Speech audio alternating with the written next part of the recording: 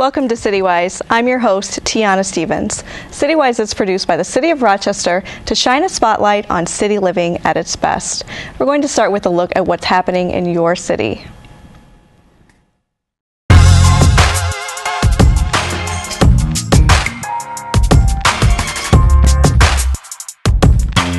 After years in the making, a ceremonial ribbon was cut to mark a milestone at one of Rochester's most important revitalization projects.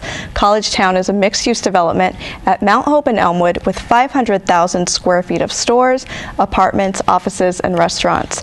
Mayor Warren joined U of R President Joel Seligman and other dignitaries to celebrate the near completion of the project. Barnes & Noble is now open, and the 14-acre site is expected to be completely finished in the spring. Clergy on Patrol is well underway. The latest walk took place on Genesee Street in the city's southwest and had a special focus on youth. Clergy on Patrol pairs Rochester police officers with members of the local clergy, and for this walk, Mayor Warren was joined by City R Center staff and Pathways to Peace outreach workers, and the evening ended with fun and games at the Boys and Girls Club. And the Mayor's Rochester's Families Read program is now underway. The program is part of the Mayor's 3 to 3 initiative, which encourages children to begin reading by age 3 and to read at grade level by 3rd grade. The program kicked off at City R Centers and libraries with the first of several book giveaways. Activities are also being planned throughout the year with a focus on reading. If you'd like more information about Rochester Families Read and much more, head to cityofrochester.gov and click on the newsroom tag. Well, about 2 years ago, the Democrat and Chronicle launched an initiative focused on the diversity of our community, with an emphasis on finding ways to overcome the obstacles that divide us. Unite Rochester is a series of special reports, articles, videos, and blogs that have created an important community dialogue. And joining us today is Jim Lawrence, the Unite Rochester coordinator and editor of the DNC's editorial page, and Cynthia Harriet Sullivan, chair of the Unite Rochester Justice Subcommittee on Engagement, Access, and Employment. Thanks for joining us today. Thank you. Jim, how did Unite Rochester get started? Well, we started about, it's been more than 2 years now. Our editor of the Democrat and Chronicle, Karen Magnuson, came up with the idea in terms of getting the newsroom involved to look at stories that relate to race and economic inequality. So from that, the editorial board began to get involved. So what we saw was an opportunity to really go out and talk to people about the issue of race. Over the years, I can't tell you the numbers of letters to the editor that I've seen from readers voicing concerns about race, and to my understanding, I've seen a lack of understanding about race. So on the editorial board, we looked at this as a real opportunity to engage our readers and have candid discussions about the area of race. Was there a specific event or something that caused, prompted the DNC to start this? There wasn't so much a specific event, but if you look back at just what's happening in our community and in communities all over the country, there is, and there's poll after poll after poll shows that African Americans and people of color look at issues differently than whites. So there is this gulf that exists, and there is a real need to have a real honest discussion. Too often those kinds of attempts to have those kinds of discussions are shut down because of a lack of real understanding between the participants. So what we tried to do with the editorial board, we went out into the community and we guaranteed to the participants that there would be confidentiality. So we weren't about going out to quote anyone so it could appear in the next day's newspaper or in a special report. We wanted to really lay it all out, and we wanted to find out what do you really think about the issue of race. So to answer your question, no, there wasn't any one thing in particular that sparked it.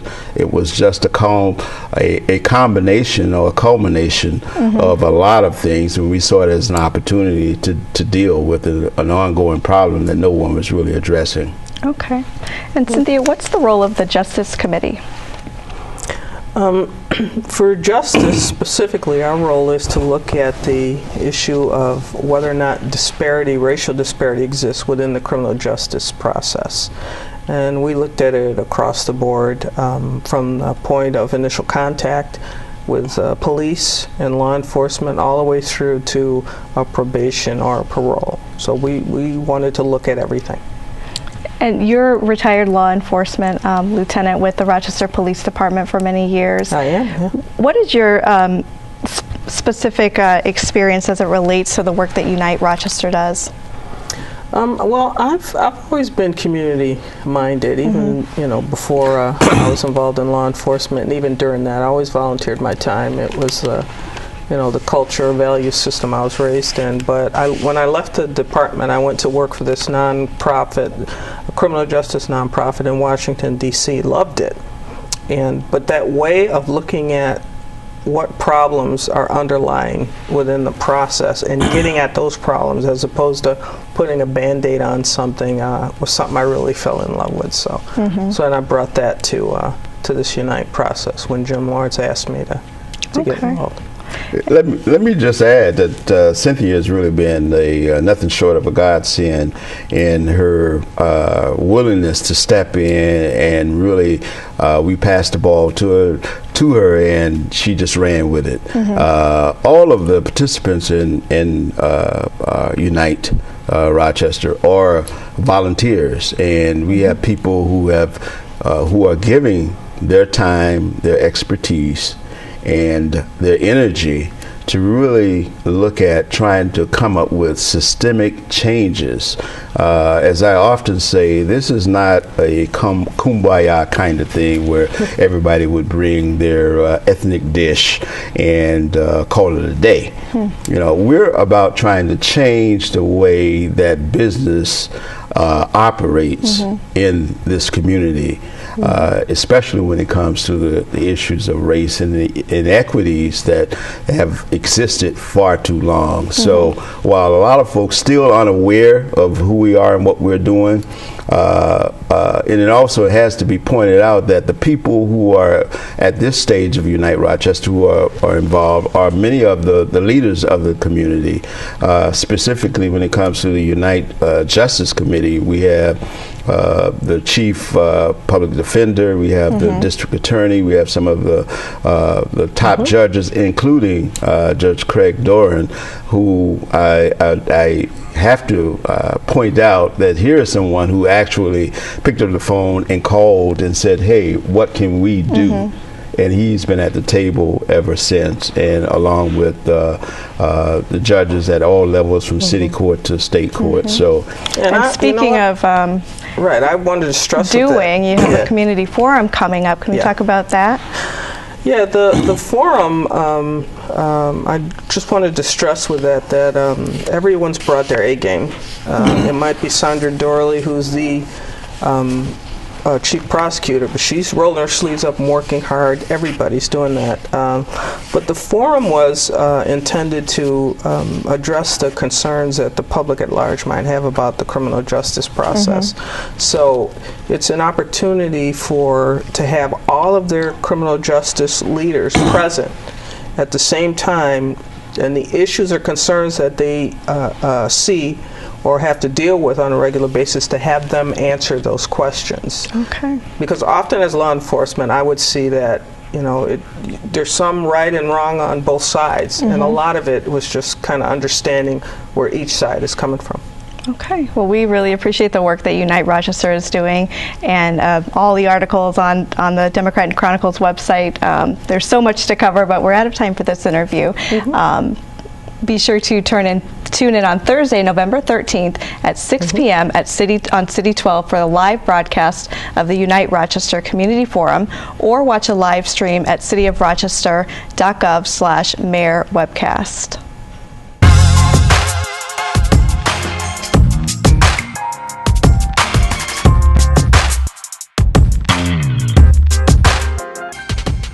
Rochester is redefining itself as the City of the Arts, and here on CityWise, we'll be bringing you a series of stories that showcase this designation. At a press conference at City Hall this summer, Rochester native Ward Stair was named Music Director of the Rochester Philharmonic Orchestra. In our City of the Arts profile, Stair takes us through his musical journey, starting with his first experience as a young child to conducting the first orchestra he heard live, the RPO. Here's Ward Stair in his own words.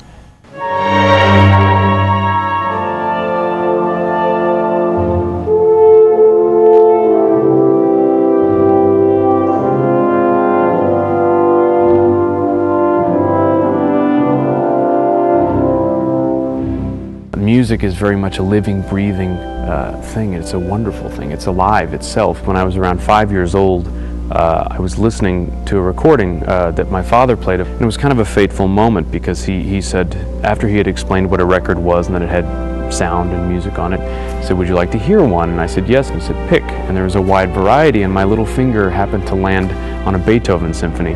And I remember the sensations. I don't remember in great detail because I was 5 years old, but I do remember being captivated by the sounds and the landscape of sound in a classical symphony. And I actually listened to the entire symphony that day, and I asked for more later. So over the course of several weekends, I think I listened to all the Beethoven symphonies at 5 years old.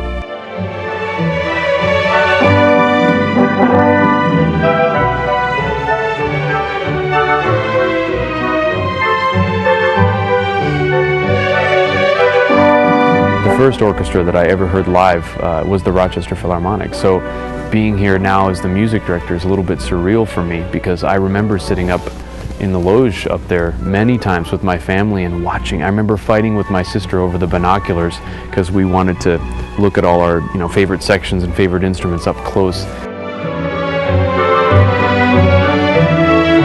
I think it might have been my youth orchestra director who talked to me about it articulately, for the first time, and sort of articulated what a conductor does. It was Dr. David Harmon. He was the youth orchestra director when I was in the Rochester Philharmonic Youth Orchestra, and then when I realized that, I thought, well, that's what I want to do. That's fantastic.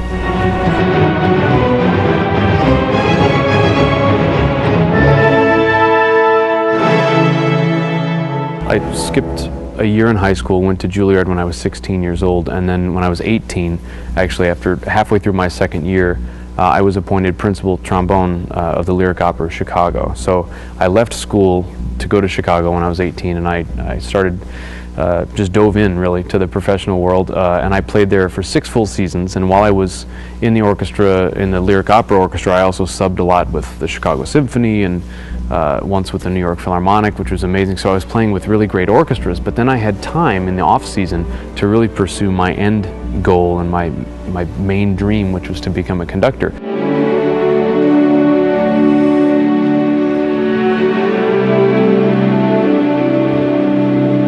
And my first conducting position was with the Los Angeles Philharmonic. I was the League of American Orchestras conducting fellow there when Esa-Pekka Salonen was music director. I did that for 1 year, and then I went to St. Louis, where the St. Louis Symphony hired me as their resident conductor. And I was there for 4 complete seasons, and I've been back many times as a regular guest since then.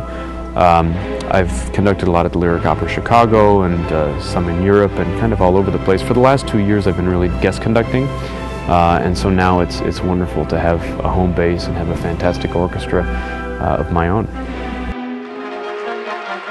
I look forward to doing is interacting a little bit more directly with the community, I suppose. I don't want there to be any perception that we as classical musicians are unapproachable or up on in some ivory tower or in a wax museum. I mean, we're very much accessible. I'd like to really increase our footprint in the community. I'd like to bring dynamic programming in the sense that we have something that the audience likes and is familiar with and will recognize, but also some new things. So we challenge the ears a little bit, but we have a thread of familiarity, so people are rewarded for coming to the hall and hearing a piece that they've known since their childhood. It's not just building the relationship with the orchestra, you're also building a relationship with the public. And so I look forward to doing that, and I want to have that interaction and that feeling of a connection with them. My name is Ward Stair, and I'm the music director of the Rochester Philharmonic Orchestra in Rochester, New York, City of the Arts.